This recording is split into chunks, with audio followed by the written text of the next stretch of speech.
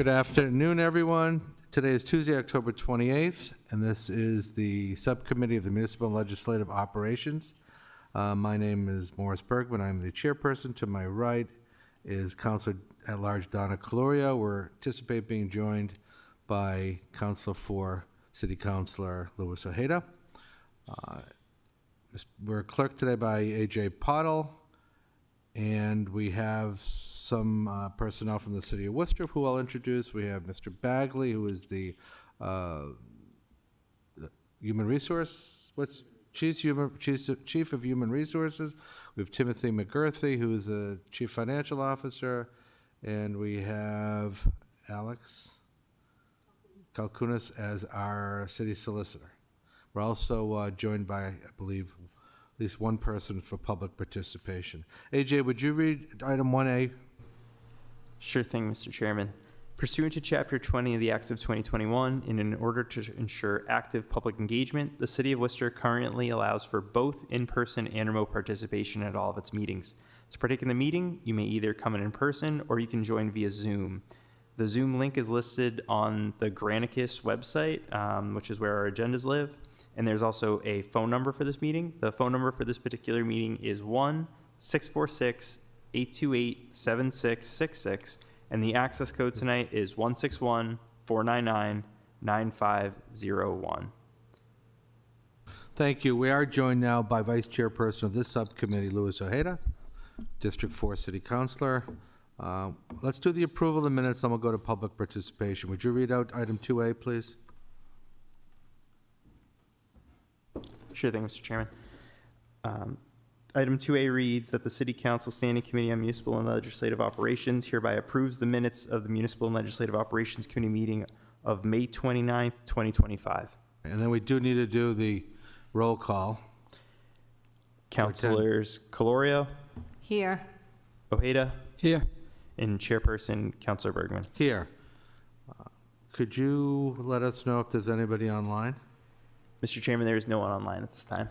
We'll take public participation. If anybody wants to speak, come to the microphone. You don't have to, but you're welcome to. Name and city of residence, please. Somebody will help you. Just hang on. It's a microphone issue, I think.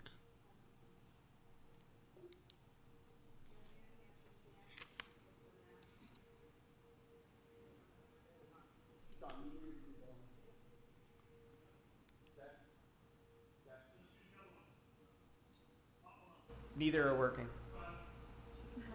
Yeah, come up to the desk. No, just come up. It's okay.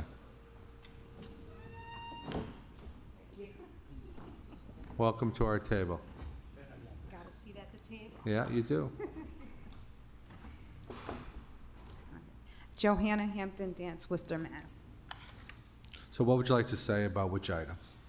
I would like to speak on item number 1. Wait, where is it? I think you're looking at 4A. Yeah, 4A. So I'm still fully in favor of amending the charter to reflect a voter recall. Reasons being, over the last 2 years, just the amount of disruption that was happening in our council. And I'm still a strong believer on, if we have the power as the people to put people in seats, we should have the power to remove them. If they're in fact not upholding their oath, if there is malfeasance and misfeasance, and I'm hoping that those councilors who had questions on what those words mean did their due diligence and researched what that meant. Yeah, it's an election year. We're like right around the corner. We have a few weeks, and our vote matters, and it should matter going both ways. It shouldn't be a one-way street. If you're not doing the duties of the people of the city and making sure that things are going to be beneficial to the people in our city because you have your own agenda, or it's just, you know, you don't want the job, then we should be able to vote you out. Thank you. Thank you. AJ, if we could take items 3A through 3D all at once.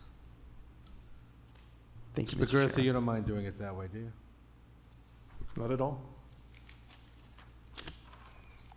And I'll ask our Chief Financial Officer, Timothy McGurthy, if, let me read the items first. Item 3A is transmitting information communication relative to the fiscal year 2025 financial update as of March 31st, 2025. Item 3B, transmitting informational and communication relative to the fiscal year 2025 financial update as of April 30th, 2025. Item 3C, transmitting information communication relative to the fiscal year 2025 financial update as of May 31st, 2025. So these are updates for every 2 months, beginning in March through August 19th, 2025, which I would just mention, not that anybody has to comment on this. August 19th is both Councilor Haydo and my birthday. So. All right, Mr. McGurthy? Sure. Through the chair, let me start by wishing you both a belated happy birthday. Thank you. These, as you mentioned, these are monthly reports that the Department of A&F, together with the City Manager's Office, submit to the City Council as an update on how the budget is progressing during the course of the fiscal year. The items in front of you represent 4 months, March, April, May, and June. So what I'll do is give you the June outcome. We'll go right to the finish because our fiscal year ends as of June 30th, 2025. So this is the culmination of FY25. We finished the year strong. Our revenues were at about 101% of expectations. Our expenses were about 99% of expectations. So right where we wanted to be, with revenues exceeding expenses by just a little bit. Where we saw the kind of excess is in some of the local revenues. Interest income continues to be exceeding expectations. Interest rates have remained high beyond the level we had anticipated. Permit fees were high last year, which is a good sign about construction and investment within the city. On the expense side, departments were within their budgets. Any shortfalls we were able to cover through transfers, year-end transfers that the council approves. So overall, it was a fairly strong year. It will not see the same results as some of the prior years. During prior years, we had record high free cash at the end of the year. Our revenues and expenses have pretty much aligned. We've gotten back into the kind of post-COVID era where expenses had been held back a little bit by COVID. Revenues were higher than expected during COVID. We're now seeing a more traditional free cash allocation, which we'll be bringing to City Council, we expect, for the November meeting. On the enterprise side, the golf enterprise finished well with about $230,000 of excess revenue. Water and sewer finished right on target where we usually expect them. So no concerns there as we close out the fiscal year. So overall, FY25 was a strong year, not the strongest we've ever had, but the city finished well as we closed out our books. Okay, any red flags? Through the chair, no. I think obviously we watch for the future as we hear kind of the discussions, the federal government shutdown, the discussions about the economy and tariffs and what that might mean. So looking forward, we always have concerns and continue to watch where we are and what we might expect. But in terms of FY25, where we were was solid, and there's nothing in the past year that would indicate something of concern for future years to come. So we think we're in good shape. Thank you. Either of my colleagues have any questions? Councilor Hayden? Thank you, Chairman. You say we have an excess in local revenue. I'm not sure if can you get into a little bit more detail and where that's coming from? Sure, through the chair. So we have 3 primary revenue sources or categories of revenue. First and foremost is the property tax. It's the basis of the city's funding mechanism. Second is state aid. State aid is split between education aid, which is a large majority coming through Chapter 70 to help fund the Worcester Public Schools and other educational establishments in the city, public educational establishments in the city. And then third is called local receipts. And local receipts includes motor vehicle excise, it includes hotel meals taxes, it includes permit fees, fines, all of the smaller elements that go into kind of the operations and costs of the city. On that count, I should have mentioned, motor vehicle excise was higher than we expected. More people are out there buying new cars, which resulted in higher motor vehicle excise receipts. The values were higher. Interest income, I mentioned, this is something we've seen over the last few years, and we've increased probably exponentially as we went along over those years compared to where we were a few years back. But we went from the 1% interest rates under COVID to now we're seeing interest from our banks at 4 to 4.5%. That is starting to go down. We see that as the Federal Reserve looks to cut interest rates, banks follow suit. The negative aspect of that is our holdings are reduced in the sense of gaining interest. However, debt issuances and borrowing could be benefited since costs might be less when we reach that point. And then, as I mentioned, permit fees were actually higher than we anticipated. As we look at that, permit fees were 123% of what our budget was, so 23% increase over budget. So that was about a $2 million differential between what we anticipated and what we collected, so that was good. And you know, all of that obviously is offset by certain expenses that may come in, either revenues that are short. For example, state aid was cut last year, so we saw a reduction in state aid receipts. But overall, on the balance within kind of the local receipts especially, we saw a gain. So the full budget, it was 101% of budget, but local receipts was especially where we saw that opportunity, that growth. Thank you. So with, you know, all that's going on and cuts and things, do we see potentially these numbers would be much less in the future? It's the state aid and then obviously the local receipts with purchasing cars and all that stuff. Like, what do you think? So through the chair, this is one of the hardest elements to budget for each year. Property tax is structured under state law. We know what it will be, 2.5%. The only question is how that property tax is divided among the various parcels within the city. State aid can be questionable, but there is a formula that the state generally follows, so it allows some predictability. Okay. Local receipts is, you know, kind of estimates based on past activity and future potential. We were intentionally more conservative in FY26 than we were in 25, recognizing the kind of broad discussion and debate over how tariffs will impact, how interest rate drops might impact us. You know, looking at the elimination of various incentives for things like new vehicles, solar, electric vehicles, solar power out there. You know, so it's definitely something to keep an eye on. So far, we've done the analysis. City Council has in front of it as well, July. We haven't seen, between the July report and even now in October, we haven't seen large issues arise that would give us pause. At the same time, you know, sometimes, you know, we're processing as we go, and so really we have July, August, and September complete. October is still underway. You know, we're only a quarter of the way through the year. So as life progresses, as federal policy changes, as the economy follows, we'll definitely keep an eye and report back. But so far, we don't see any major disruption to our expectations. Okay, so there's nothing major we should be watching out for.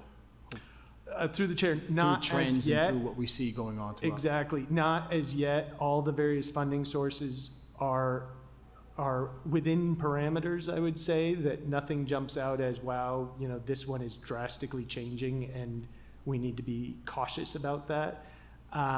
So that's a good thing, but I do feel as we all do, that each day is a different story. We'll Right. see how they go, and, we'll continue to follow it on our way through. At this point, I don't believe the city manager's looking at any kind of changes in our budgetary process or our expenditures. We believe, revenues and expenditures are on target, but if that changes, the city would have to take measures to reduce spending to ensure that we ultimately end up within revenue, but we don't see that right now. Thank you. Either colleague, any other questions? All right, so AJ, with respect to items 3A through 3D, my motion would be to file. Take a roll call, please.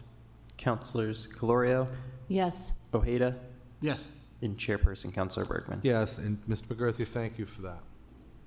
Item 3E, transmitting information communication relative to the City of Worcester employment initiatives for the summer of 2025. Now, Mr. Pyle, do we have anybody here that can give us some guidance on this? Or do we, should we continue this for another meeting? Mr. Chairman, if I'm not mistaken, I do believe that the Chief Human Resources Officer is familiar with this communication, All but I would defer to him for sure. Bagley, you're on. What can you tell us about the City of Worcester employment initiatives for summer of 2025 that just passed us? Were we, in your opinion, successful or not? In my opinion, we were successful this summer. We filled the positions that we needed to fill, and we're actively looking at ways to improve for next year. We're developing an orientation program that we think will be more robust for incoming employees, even though they're temporary and seasonal. We want to make sure that they understand city policies and that the changes that we're seeing at the sites that they're working at, so that they're up to date on our policies and practices. And also working with the departments to ensure that we get these people, the children, onboarded as efficiently and quickly as possible. We recognize that we're dealing with people that are entering the workforce, many for the first time, and we want to make this a positive experience for them. So we're always trying to work to improve our communication with them and setting up protocols that make the process smooth for them. What's the, if you know, what's the number of people we employ in the summer? In the summer, we had 109 filled with our Rec Worcester programs, and 88 filled, 120 for the Rec Worcester, and approximately 100 for the Department of Public Works. And was there any category of summer employment that we didn't fill? No. Okay. And compared to the previous year, were we better, same, or worse? About the same. Okay. All right, thank you. Either of my colleagues have any questions? Okay. My motion then would be to, thank you, Mr. Bagley, would be to file this report. With respect to item 3E, motion to file. Councilors Calorio, Yes. Ojeda, Yes. and Chairperson Councilor Bergman. Yes. Item 4A, petition of Joanna L. Hampton Dance, request City Council petition of State Legislature for special act to amend the City of Worcester Charter to allow local recall elections and municipal elections. Said petition should include the following: any holder of an office elected solely by the voters of the city, herein provided for reason of lack of fitness, incompetence, negligence of duties, corruption, malfeasance, misfeasance, or violation of oath, registered voter of the City of Worcester may initiate a recall by filing with the city clerk, and the office held whose recall is sought, and a statement of the grounds of recall includes specific facts supporting one or more of the reasons. So just so we could recap a little bit, a very similar item that was tied into this item was heard before the council. I'll ask our city solicitor just to confirm this. So Ms. Kalkunis, with respect to this type of petition, requires a supermajority vote, is that correct? Through the chair, so this would require a charter commission because it would be a change to the charter regarding the terms of a counselor. And when a charter change, what would the vote of the council have to be?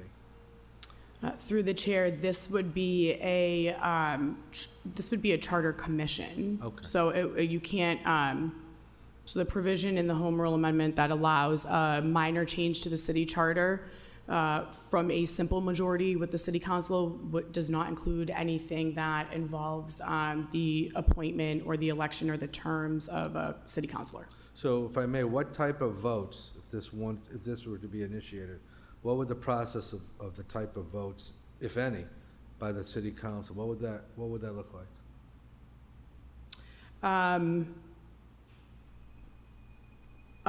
Through the chair, you would have to vote to have a charter commission. So I think that goes through, it's a petition from the residents with a certain amount of signatures, and then that would have to be approved by the residents and come to the council. So it couldn't be initiated by the council itself without the Correct. resident? Okay. I just want everybody listening to understand that. So I'll ask my colleagues if they have any questions, but I do want to finish this item up with Mr. Bagley as well with some information. But it seems to me, based on the discussion we had at the council, that there are mixed feelings on what, if anything, to do about issues such as this. So my inclination would be, we're not going to start a charter commission in November of an election year. My inclination would be to file this after we hear from others, and then, if need be, revisit it. I think it's an excellent suggestion. We did run into a unique situation, particularly this year. We've had other situations similar, and I think there should be some mechanism, my own personal belief, there should be some mechanism to address these issues. So Ms. Joanna Hampton Dance, I appreciate the item. I just think that the timing of this now has to wait for a new council after the current elections. Anybody, Council Claria? Thank you.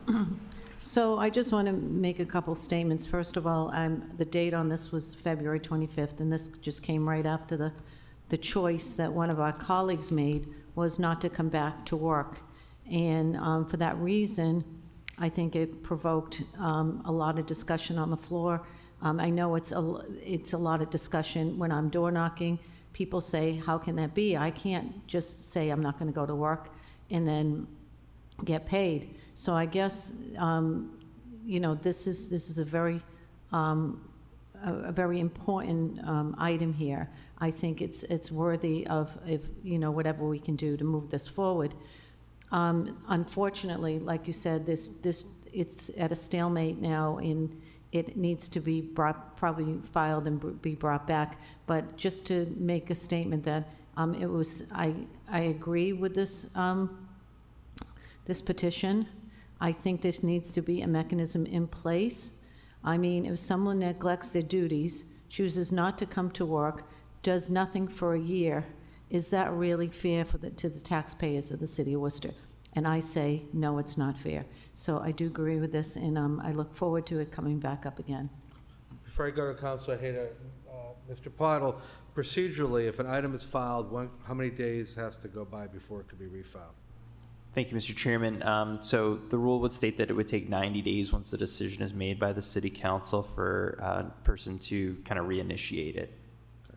Councilor Hayter, do you have any questions or comments? Okay. Mr. Bagley, my colleague Councilor Clorio had mentioned about somebody getting paid and then not appearing for work, and I see that or hear that with constituents too. So are we talking about an insignificant amount of money, or what are we talking about for the salary of somebody for that period of time? City councilors receive $2,934.72 each month for the services provided. If you were to look at, based on belief that we're talking about a February window through today, we're looking at about $26,412. And that wouldn't include any benefits? That would not include benefits, which the city would cover 75% of. Thank you. So let me just say something else that I don't think comes up, and then we'll end this conversation, this item. And I'll give Ms. Joanna Hampton Dance another opportunity at the end. But what I think goes unsaid on this item, that I wish I had spoken up more about it when it came before the council in a slightly different form, is that, myself, and I'm sure there are other colleagues, fill in on subcommittees. It's not just Tuesday night where the absence is noted. It's the subcommittees that need an odd number of people, 3 people, to do business, the people's business. And last week I was at Traffic and Parking with Council Cloria, which is a great committee, and she does a great job running it. And I if I had to be anywhere, I enjoy spending the time on that committee with her. But that's 2 hours at least. And then I filled in many other committees that were the responsibility of the council didn't show up. And then, again, there's the committees they're responsible for, including one committee particularly that involves, discussions on the WRTA, which in my opinion, because there's been no chairperson for the significant amount of time, none of the conversations that should have happened about the WRTA ever happened. So it's not just Tuesday night where there's been an absence of the person doing the business that they were elected to do. It's the subcommittees and other factors that come in. So, $26,400 is not an insignificant amount of money, particularly if the person's not showing up, and particularly if they're given the option to participate by Zoom. Absent a medical, issue, to me, it's outrageous. Counselor Joanna Hampton Dance, please, if you have anything else to add, because I will make a motion to file it. Okay, so I want to say that, number one, it's a democracy, right? We have a democracy. People have the right to vote, not to vote, whatever the case may be. But it's also a chance with this petition to kind of set precedents, something we don't have. We don't have this rule in place. We should have this rule in place. And it's not anything that has any kind of maliciousness connected to it. We all are adults. We all have jobs to do, whether we are elected or hired to do them, and it's about accountability. Everybody should be held accountable. In every aspect of life, people are held accountable every day. I don't know what makes being elected a counselor above accountability. I personally agree, and I give you my commitment that if I'm fortunate enough to be on the new council, this item won't be forgotten. But I don't think, for practical purposes, there's anything we can do with it currently, and my motion then would be to file 4A. Anybody else have any other comments? Council Calorio, Council Ada? Mr. Bagley, thank you. City Solicitor Kalkunas, thank you. Motion to file, would you read the roll, please? Councilors Calorio, Yes. Ojeda, Yes. and Chairperson Councilor Bergman. Yes, I don't believe there's any other business before this subcommittee, so at approximately 5:26, I will conclude the meeting. Can we take a roll call? Motion to close? Councilors Calorio, Yes. Ojeda, Yes. and Chairperson Councilor Bergman. Yes, so the meeting of the Municipal Legislative Operations Subcommittee is now closed.